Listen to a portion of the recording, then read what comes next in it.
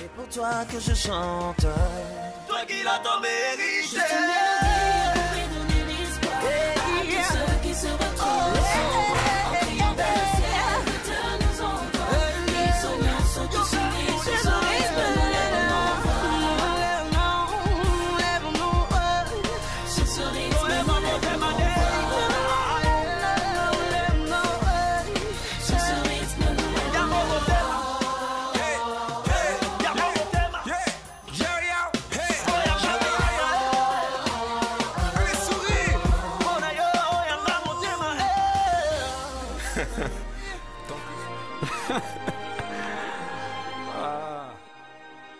Marcher dans le chemin de l'intégrité, dans le chemin de la droiture, dans le chemin de la loyauté n'a jamais été facile, surtout quand autour de nous, nous avons des gens qui réussissent bien en volant, en se compromettant, en n'ayant pas une vie correcte. Mais j'aimerais que vous puissiez retenir une chose, c'est que Dieu voit et il est fidèle. Nous sommes là pour parler de la loyauté. Vous l'avez compris, nous sommes dans notre émission Sentier Pur, votre émission pour les jeunes, par les jeunes, avec les jeunes. Et grande est ma joie de vous retrouver encore aujourd'hui afin de parler de ce merveilleux thème qui est la loyauté. Et c'est le deuxième numéro. Alors, je ne suis pas seule sur ce plateau. Je suis avec des merveilleuses personnes qui ont accepté aussi de nous donner de leur temps. Et ils sont disponibles et disposés afin que nous puissions partager autour de ce thème. Alors, je m'en vais les présenter et après quoi, nous allons prendre une pause. Alors, un habitué déjà, le frère Arcel, à qui je dis shalom. Shalom. Vous allez bien? Je vais très bien. Nous sommes dans la joie de vous recevoir encore aujourd'hui. Et nous bénissons le Seigneur pour votre disponibilité. J'aime bien votre cravate. Oh, c'est vrai, merci. Vous êtes bien habillé. Merci. Alors, juste à côté du frère Axel, nous avons le privilège, la grâce, l'honneur, le bonheur de recevoir pour la première fois dans cette émission le pasteur Michaud Lukusa, à qui je dis shalom. Shalom, shalom. Vous allez bien, pasteur? Dieu fait grâce, nous on est là. bénissons le Seigneur, en tout cas pour votre passage et pour l'honneur que vous nous faites. Moi, plutôt, je suis très heureux de participer à cette émission pour la première fois, mais également de communier à tous ces jeunes qui nous regardent en ce moment, pas seulement les jeunes, les adultes, tous les parents, tous ceux qui sont fidèles à cette merveilleuse émission. Je suis heureux de communier avec vous. Que Dieu vous bénisse. Merci beaucoup, pasteur. Merci à vous. Alors, j'espère que nous allons passer des très bons moments. Exactement, nous sommes là pour ça. Nous serons complémentaires, nous serons équilibrés et le Seigneur sera glorifié, bien sûr. Merci beaucoup. Alors, nous voulons prendre une pause tout de suite et nous demandons à la réalisation coordonnée par le frère Ray Tamboué, assisté encore une fois par la sœur Marianne, de nous proposer une pause et nous revenons tout de suite après.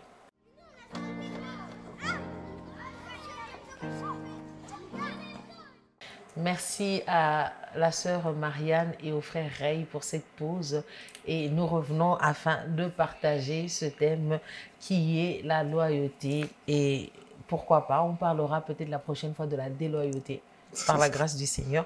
Alors je m'adresse vers vous, frère Arcel. Un jeune chrétien, on a déjà eu à parler bien sûr dans la première émission de la loyauté, on a défini. Vous pouvez nous définir brièvement aussi selon vous, c'est quoi la loyauté? Et aussi nous dire, un jeune chrétien peut se poser cette question, est-ce que rester loyal dans un monde malhonnête, ça vaut la peine? Ok. D'emblée de jeu, s'il faut donner une définition succincte de la loyauté, je définirai la loyauté sur base de 3 mots. Ok. En fait. Quand on parle de loyauté, premièrement, on parle de la fidélité. Okay. Quand on parle de la loyauté, deuxièmement, on parle de la constance. Okay. Troisièmement, quand on parle de la loyauté, on parle de l'attachement. Oh. C'est qui un loyal? Un loyal, c'est un homme fidèle. Fidèle envers les engagements qu'il a vis-à-vis des autres. C'est qui un homme fidèle? C'est un homme qui est constamment, qui est constant dans ce choix, constant dans ses valeurs, constant dans son attachement par rapport aux autres. Déjà, par rapport à ces éléments-là, on pourra définir la loyauté. Et pour rebondir à la seconde question, à savoir, en tant que jeune chrétien, si l'on doit... Est-ce que rester loyal dans un monde malhonnête vaut la peine? Voilà. Oui, rester loyal, quand bien même nous vivons dans un monde malhonnête, en vaut la peine. La Bible déclare dans le livre de Romains 12, au verset 2, ne vous conformez pas au siècle présent, mais laissez Dieu vous transformer par le renouvellement de l'intelligence. Le siècle présent, c'est un système de pensée qui nous impose une manière de réfléchir et une manière d'être, de nous comporter envers les autres. Mais en tant qu'enfants de Dieu, nous devons vivre par rapport aux principes du royaume des cieux. Et parmi les principes du royaume des cieux qui sont édictés dans la parole de Dieu, c'est notamment la loyauté. Et donc, quel que soit l'environnement, quel que soit le milieu, nous devons, en tant que chrétiens, d'ailleurs par surcroît, être loyaux. Car la loyauté, c'est une valeur, c'est une vertu. Quel que soit l'endroit où nous nous retrouvons, nous devons être loyaux envers Dieu et envers les gens qui sont autour de nous, parce que c'est une vertu et l'une des plus belles, n'est-ce pas? Exactement. Alors, pasteur, dites-nous, est-ce que, bon, là, c'est le frère Marcel qui a parlé. Exactement. Voilà. J'ai beaucoup aimé le 3 mots qu'il a, avec lesquels il a un peu défini où est allée la loyauté. Mais je voudrais ajouter à cela quelque chose que beaucoup de gens doivent comprendre. C'est que la loyauté n'est pas une contrainte. Si c'est une contrainte, si quelqu'un est loyal parce qu'il est contraint de l'être, donc ça devient autre chose. Ça devient autre chose. Donc là, il le fait pas, il le fait plus par sa volonté, mais il le fait par contrainte, par obligation. La loyauté revêt d'abord un grand caractère qui est la convenance. Il faut que la personne lui-même se décide d'être fidèle envers une personne, de s'attacher à la personne. Nous prenons l'exemple de Naomi, qui s'est attachée à la personne par fidélité. Vous voyez, donc quand je suis loyal à quelqu'un, ça veut dire je m'attache à lui par fidélité. Donc je suis fidèle, c'est parce que je suis fidèle, c'est parce que j'ai un engagement, je me dis, bon, c'est mon frère, c'est ma soeur, bon, je l'aime, je veux marcher avec lui, je m'attache à lui. Est-ce que c'est possible de rester dans ce monde plutôt de confusion, dans ce monde de perversion? Est-ce que c'est possible de continuer à être loyal? Bien sûr. Est-ce que ça vaut la peine? Ça vaut la peine. Oui, ça vaut la peine parce qu'en fait, nous, le comportement des enfants de Dieu n'est pas lié à l'environnement ou au monde. C'est lié à la parole de Dieu, c'est lié à la volonté de Dieu. Or, si vous prenez la Bible dans le livre de Romains, chapitre 1, vous allez voir, Paul est en train d'étaler la perversion. Il parle clairement du monde qui est perverti. Dans ce monde qui est perverti, Paul dit que les gens vont abandonner la loyauté. Ouais, donc, déjà, l'abandon de la loyauté, c'est appartenir à ce monde pervers, à ce monde foutu. La différence qui fera que nous soyons enfants de Dieu, que nous témoignons de notre foi en tant qu'enfants de Dieu, c'est le fait, bien que étant dans le monde où les gens sont déloyaux, les gens sont déloyaux plutôt, les gens sont traîtres, nous pouvons encore être loyaux, nous pouvons encore être attachés aux valeurs, nous pouvons encore être attachés à ce à quoi nous avons pris l'engagement, un peu dans ce sens-là. Mais il y a quelque chose qu'il faut faire très attention. Quand nous parlons de la loyauté, dans un monde foutu, il y a la parole de Dieu qui doit être au centre de notre loyauté. Il y a la parole de Dieu parce que vous pouvez rester avec quelqu'un comme ça, la personne a abandonné Dieu. Mais il prétend être loyal. Non seulement il prétend être loyal, mais toi là, il te veut loyal, quelqu'un qui s'est perverti, quelqu'un qui a abandonné le Seigneur. Il commence à vivre sa vie comme un païen ou bien comme quelqu'un qui est sans foi. À ce moment-là, je suis obligé d'être loyal avec lui, mais en me limitant, comme Paul dit, en me limitant selon la parole de Dieu. En n'allant pas au-delà. Je donne un exemple pratique.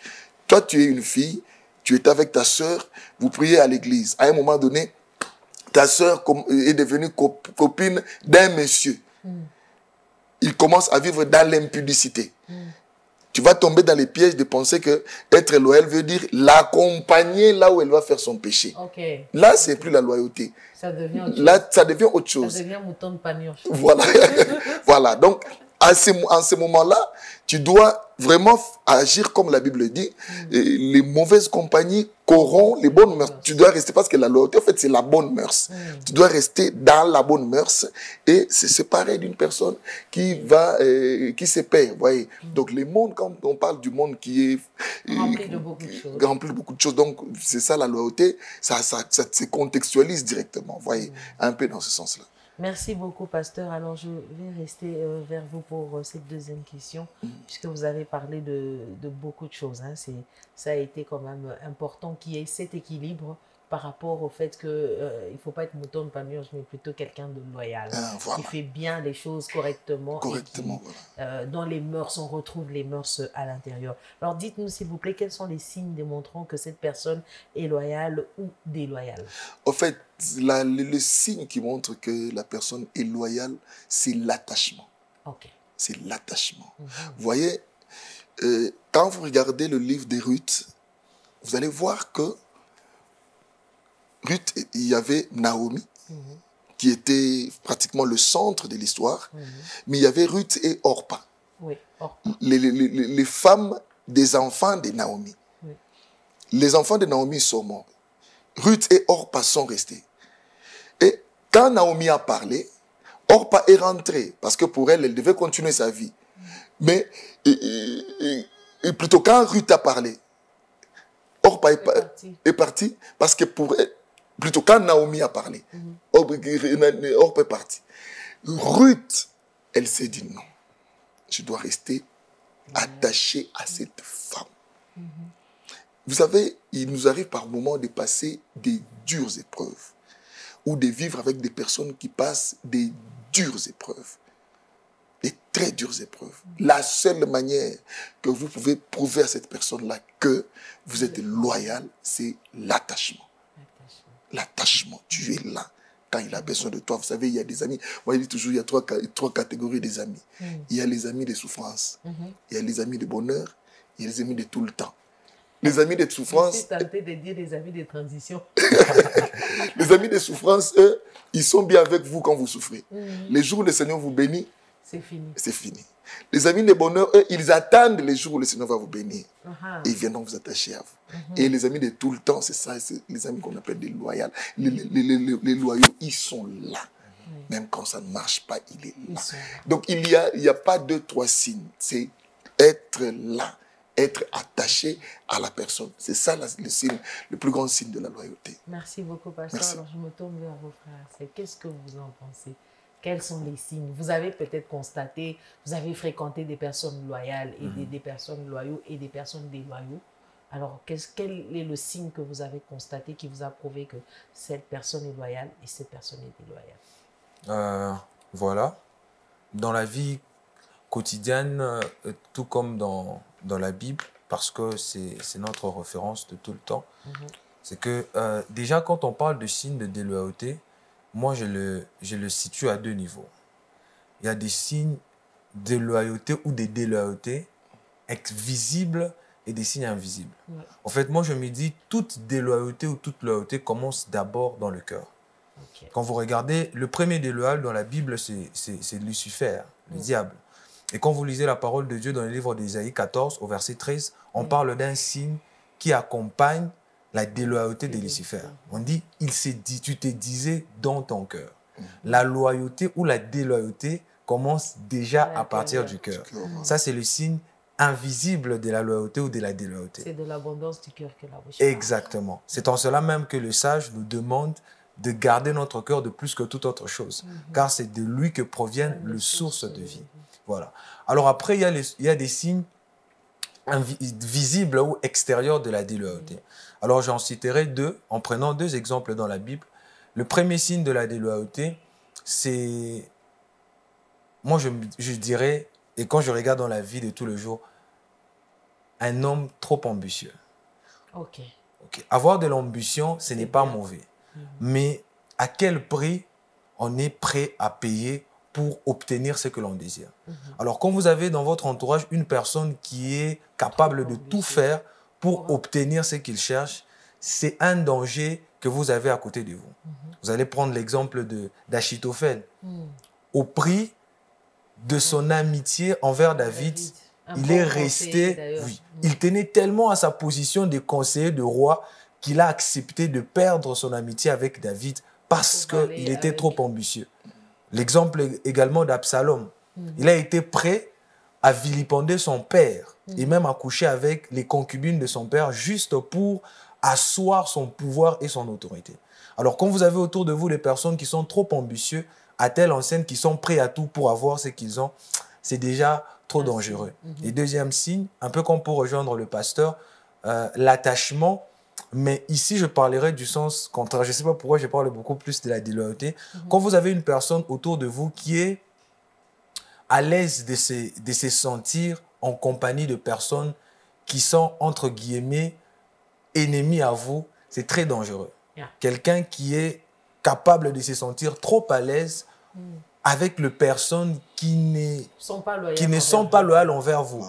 C'est une personne qui a en elle des germes de déloyauté. Alors, je prendrai ces deux exemples-là pour parler de ce signe-là de déloyauté. En attendant, pour compléter ce que le bien-aimé a dit, voyez, nous avons certaines personnes qui développent une certaine envie.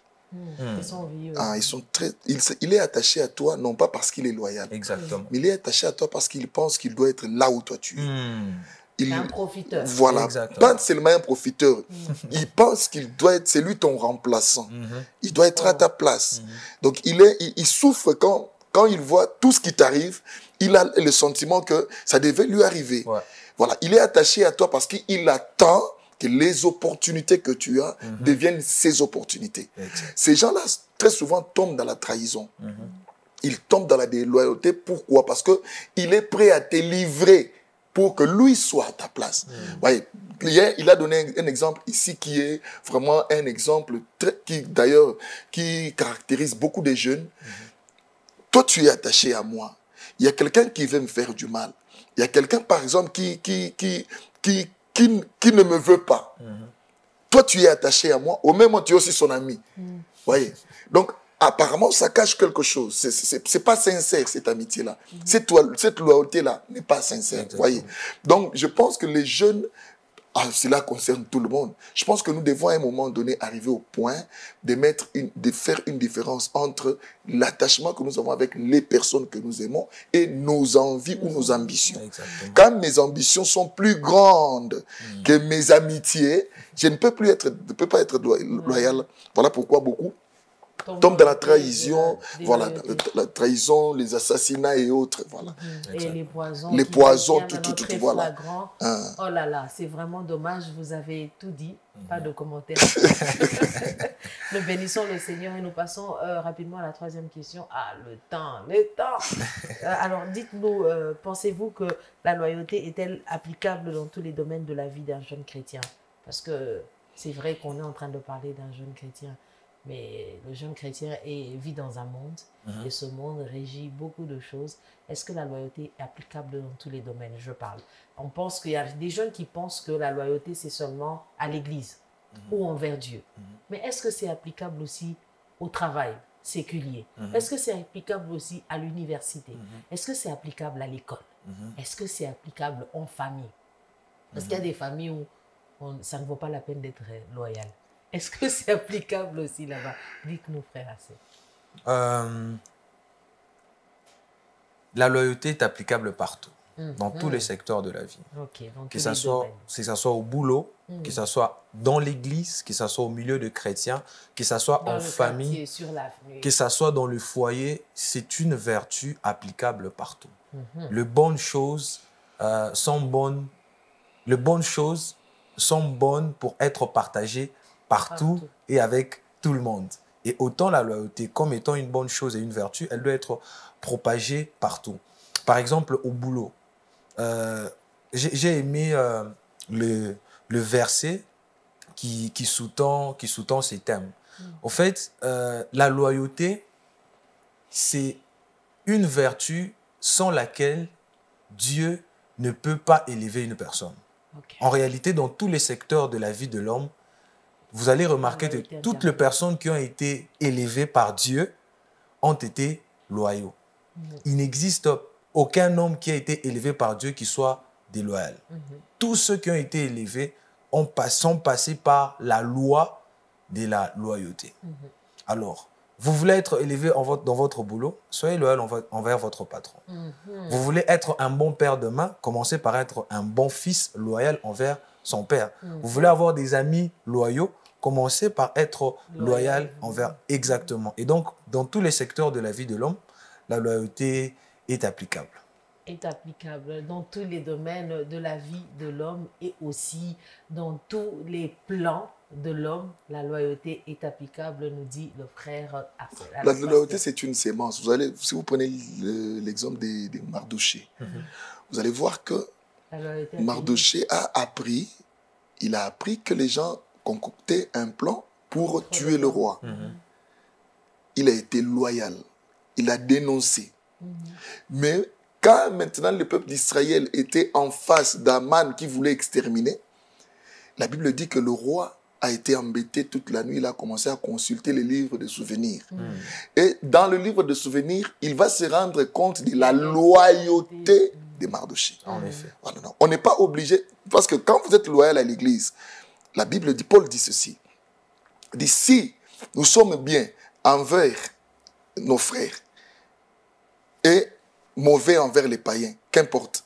Nous ne sommes pas des enfants de Dieu. Être un enfant de Dieu, c'est être capable d'être bien envers les tiens, mais être capable aussi de donner de la lumière avec là où tu vas. Effectivement. Donc quand je vais au boulot, mon patron, je dois être loyal envers lui. Cela prouvera que je suis un enfant de Dieu. Surtout que, comme je venais de le dire tantôt, c'est une sémence. Les jours, ça me payera, je ne sais pas. Les jours, ça me fera du bien, je ne sais pas. Il y a, par exemple, certaines personnes qui pensent, aujourd'hui, avec toutes les doctrines que nous avons ici, il y a des gens qui, moi, je suis de la borne. Je suis loyal envers les frères de la borne. Mais envers les frères de ACK, Mbeli. Non. C'est ce qui divise même l'église aujourd'hui, voyez.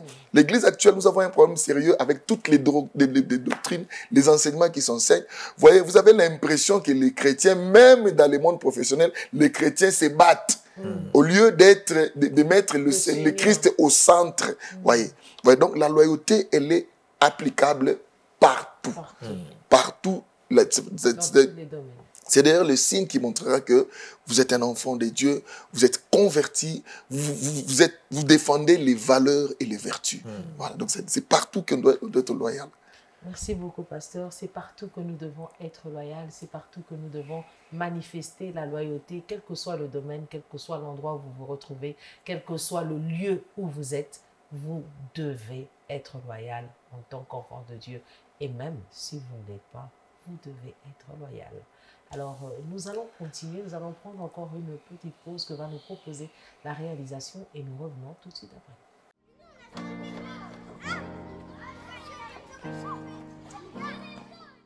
De retour sur ce plateau, nous continuons avec ce thème. Peut-être que vous nous prenez en cours. Nous sommes en train de parler de la loyauté, c'est le 2e numéro. Par la grâce du Seigneur, on aura peut-être un 3e numéro pour parler de ce thème. C'est quand même un thème vaste et important.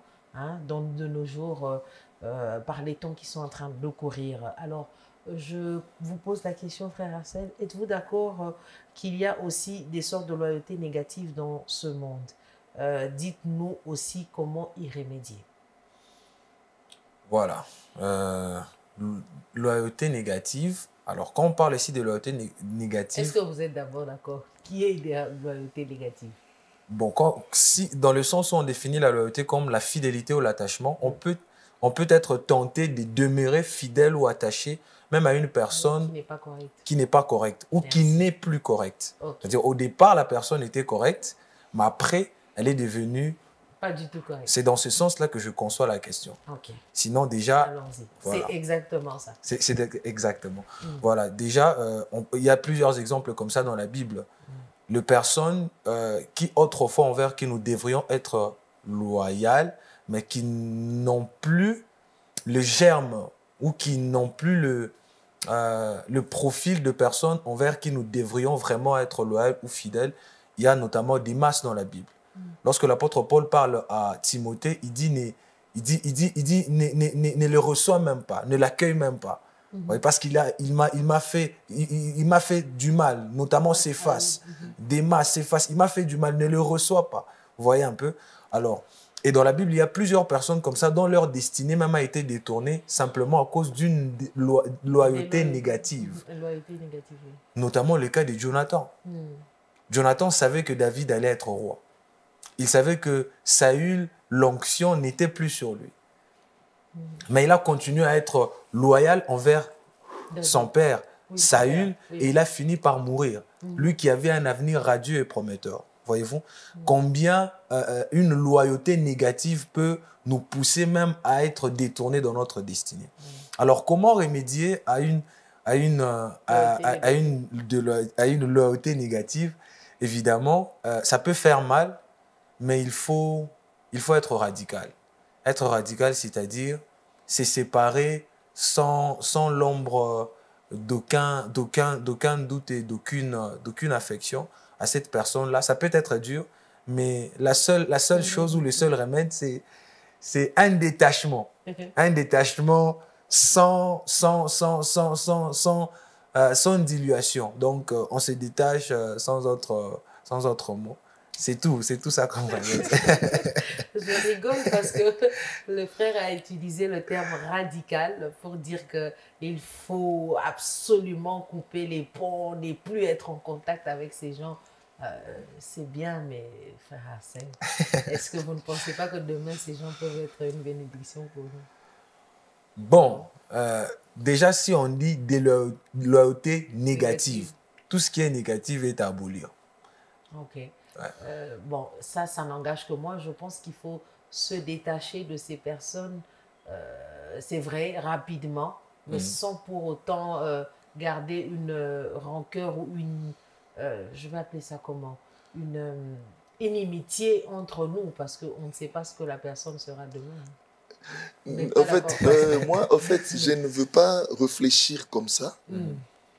Déjà, quand vous parlez de la loyauté négative, la loyauté, c'est une vertu. Elle ne peut pas être négative. Donc, quand il y a une loyauté négative, c'est une complicité. La complicité à faire le mal. Donc, ça veut dire que vous accompagnez quelqu'un à faire le mal au nom de la loyauté. La loyauté, c'est positive. Donc, toute valeur positive ne peut pas revêtir un autre caractère négatif, qu'on se le dise. La loyauté, elle est positive. Quand la loyauté devient négative, elle devient une complicité. Or, au sujet de la complicité dans le mal, la parole de Dieu ne fait pas de ménage. Au sujet de la complicité. Vous voyez, par exemple, Paul parle d'un frère à l'église de Corinthe. Ce frère qui a commencé à sortir avec la femme de son père. Paul a été rigoureux, il a été catégorique. Il a dit, pour moi, ce frère doit être livré à Satan. Ça, c'est dans 1 Corinthiens. Mais dans 2 Corinthiens, étant donné que le frère s'est repenti, voilà, Paul aussi, il est revenu vers le frère. Voyez. Donc, à un moment donné, il est possible de ne plus participer au péché de l'autre, tout en restant son frère, par exemple, tout en lui montrant la voie à suivre. Donc, je ne peux pas t'accompagner, je ne peux pas être complice à ce que tu fais, mais je ne suis pas ton ennemi. Donc, mon problème, c'est que là où tu réfléchis peut-être mes genoux pour prier pour toi, effectivement. Vous voyez, par exemple, Samuel s'est rendu compte que Dieu a abandonné Saoul. C'est Samuel qui a prophétisé. Quand Saoul a déchiré sa tunique, Samuel a prophétisé. Il a dit à Saoul, Dieu déchire ton royaume aujourd'hui. Mais Samuel est resté sous l'épée de Dieu, criant pour que la miséricorde de Dieu descende sur Saoul. Voyez. Donc, en tant qu'enfant de Dieu, au-delà du fait que nous devons peut-être nous séparer de certaines personnes à cause de certains comportements, mais nous avons un devoir. Le devoir de prier pour eux, le devoir de les exhorter si possible, le devoir de les suivre pour qu'ils rentrent dans la voie du Seigneur. Mais pas de les accompagner, pas d'entrer dans la loyauté négative ou la complicité dans le mal. Merci beaucoup. Nous sommes arrivés à la fin, mais nous n'allons pas terminer comme ça. nous voulons donner un conseil à ceux qui sont en train de nous suivre. Alors, pasteur, un conseil pour ceux qui sont en train de nous suivre pour permettre aussi de faire cette 3e émission qui va suivre avec la loyauté. Oui, en fait, le conseil que je voudrais donner, pas seulement aux jeunes, je dis à tous ceux qui peuvent nous suivre, c'est d'apprendre à être loyal. Ça veut dire d'apprendre à être fidèle, à être attaché à la personne. La trahison, aujourd'hui nous sommes dans un monde où la trahison c'est une monnaie courante. Voilà, l'envie, il y a des gens qui veulent prendre la place des autres, il y a des gens, il y a un frère qui voit l'autre frère qui est très bien à la jeunesse, il monte lui dans son cœur, pourquoi seulement lui, il y a des sœurs, un frère qui est derrière une sœur, il y a une autre sœur qui peut même faire des pièges, l'essentiel, voilà. Donc nous devons à un moment donné comprendre qu'en tant qu'enfant de Dieu, le Seigneur nous attend à être fidèles à lui et à être bon envers les autres. Donc si je sais que je ne peux pas t'accompagner dans X ou Y, je peux au moins rester dans mon coin sans te déranger. Ouais, donc je peux au moins rester dans mon coin sans te faire du mal. Donc ça, je voudrais ici appeler tous les enfants de Dieu, tous les hommes de Dieu, tous les bien-aimés qui nous regardent en ce moment. Revêtons ces sentiments, ces bons cœurs envers les autres. Soyons bons envers les autres. Rien ne nous sert à détruire les autres. Rien ne nous sert à nous désolidariser des autres. Rien ne nous sert. Donc ce qui est le plus important, c'est d'être enfant de Dieu, de garder notre statut malgré les vents, malgré les tempêtes. Il est possible d'être enfant de Dieu. Merci beaucoup, pasteur. Alors, frère Arsène, nous vous écoutons. Un conseil pour ceux qui nous suivent. Voilà. J'aurais préféré parler avant le pasteur. mais qu'à cela ne tienne, oui, en effet. Nous vivons dans un monde où la déloyauté a pris sa place. Dans l'Ancien Testament comme dans le Nouveau Testament, on se rend compte que le problème de la loyauté est posé. Dans l'Ancien Testament, c'est les sages qui se posent cette question. Un homme fidèle, qui les trouvera? Et dans le Nouveau Testament, l'apôtre Paul nous donne même le signe du temps de la fin. Parmi les signes du temps de la fin, il dit les hommes seront déloyaux. C'est-à-dire la déloyauté, c'est même un signe qui nous montre que Jésus-Christ revient très bientôt et que le monde court à sa perte. Alors, qu'est-ce que nous devons faire en tant que chrétiens ou un conseil à donner aux jeunes et aux chrétiens qui nous suivent? C'est qu'il y a tant de bien à être loyal. La loyauté, ça procure la bénédiction. La loyauté, ça coûte beaucoup, mais la récompense qui est attachée à cette loyauté-là est toujours beaucoup plus meilleure que ce que nous acceptons de sacrifier. Considérez la loyauté comme étant une sémence que vous mettez sous terre et qui finira un jour par devenir un arbre sous lequel vous pourrez vous abriter. Voilà. Merci beaucoup, frère Arsène. Merci beaucoup, pasteur Michaud, pour ce temps passé ensemble et pour cet équilibre qu'a été cette émission. Et merci aussi à la grande équipe qui m'a accompagné, le frère Ray, la sœur Marianne, et ainsi que le directeur de programme, le frère Ephraim Mukendi, et à tous ceux qui sont fidèles à cette émission. Je vous donne rendez-vous prochainement avec d'autres invités et bien sûr le même thème par la grâce du Seigneur. Que le Seigneur vous bénisse et portez-vous bien.